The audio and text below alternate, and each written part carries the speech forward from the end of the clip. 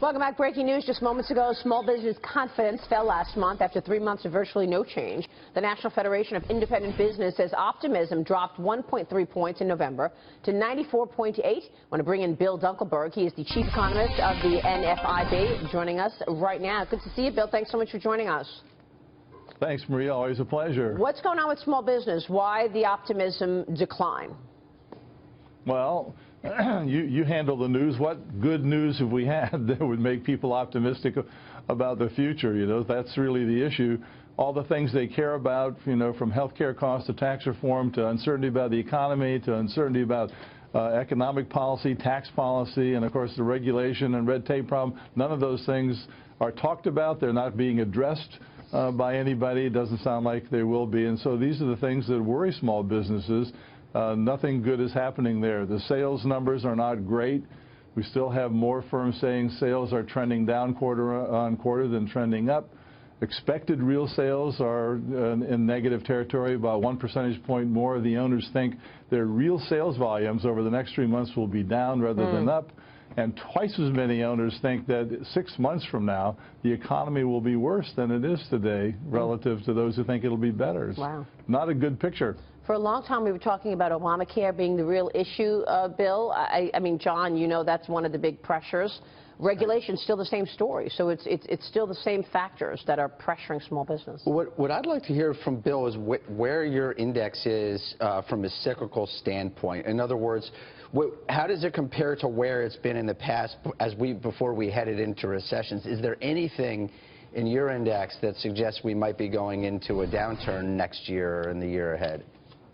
Good question, thanks. Well, probably not into a downturn. What you see is kind of a continuation of the situation we're in, that 2 and 2.5% kind of growth. There are some okay spots in the index. For example, we did have a nice 4-point bump in the percentage of owners who reported making capital expenditures, led by equipment and autos. Now, that, of course, may be in anticipation for Congress to put the tax extenders back in, the expensing back in. Who knows? We'll have to see, because plans to make capital outlays are still in the lowest quartile that we've seen in 42 years. So it's the highest number we've seen planning to make outlays in this expansion, but, you know, 3 out of 4 have been higher in the past 40 years. So the picture's really not good on that side. They aren't going to do worse. They're just not going to. There's no exuberance there. That's the real issue. And how about on hiring and inflation? Any signs that hiring is going to keep pace with what's been pretty good, and any signs that companies have any power to increase prices? Or wages. Or wages, our indicators. Yeah, our indicators suggest that we'll continue in the same mode. We have the net percent of our owners with a hard-to-fill job opening is historically very high, in the top 10% of the readings. And the net percent who plan to create new jobs, you know, make employment higher over the next 3 months, that number is also historically pretty good. So we think we continue, you know, with that 200,000 jobs out of the payroll survey, 100,000 in the household survey, kind of a scenario going forward.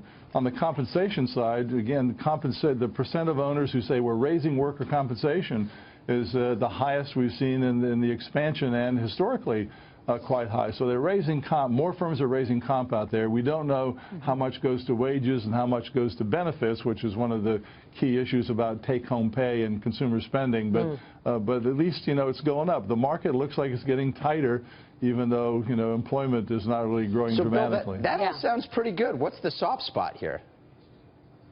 Well, the soft spot is, you know, no improvement in sales, no improvement in the expectation that the economy is going to grow. So we're in maintenance mode, basically. I mean, you do have 1% population growth, so the barbershops we have to have a few more barbershops, new firms open. We have to have a few more barbers. You know, so, I mean, you get that 1% kind of growth in the economy for the small business sector just from the population growth, and then you've got spending on increasing amounts of maintenance as everything's getting older. The capital spending is going to, but no exuberance. I mean, so we're not going to jump out. Again, if you look at those job creation numbers, go back to the 1983-1990 expansion, we did 689,000 jobs a quarter.